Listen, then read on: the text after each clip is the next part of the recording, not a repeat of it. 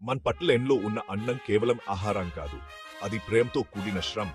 నేల దున్నడం నుండి పొలాలకు నీళ్లు పెట్టడం వరకు, విత్తనాలు నాటడం వరకు, వరిని పండించడం అంత సులభమైన పని కాదు. రైతులు అలుపెరగకుండా శ్రమిస్తారు, ప్రతి మొక్కను పెంచి పోషిస్తారు, కలుపు మొక్కలు తీస్తారు, చివరికి బంగారు ధాన్యాన్ని కోస్తారు.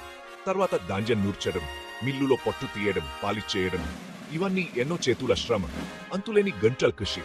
కాబట్టి మీరు తదుపరిసారి మీ పర్లెన్లోకి అన్నం వడ్డించుకునేటప్పుడు ప్రతి గింజ్ వెనుక ఉన్న కష్టాన్ని, అంకిత భావాన్ని గుర్తుంచుకోండి. దాన్ని వృథా చేయకండి. ప్రతి ముద్దను విలువైనదిగా భావించండి. ఎందుకంటే ప్రతి వరిగింజ్ కృషికి, శ్రద్ధకు రైతులకు ధన్యవాదాలు.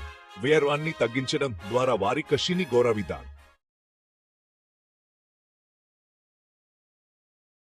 మన పట్లెంలో ఉన్న అన్నం కేవలం ఆహారం కాదు, అది ప్రేమతో కూడిన శ్రమ. నేల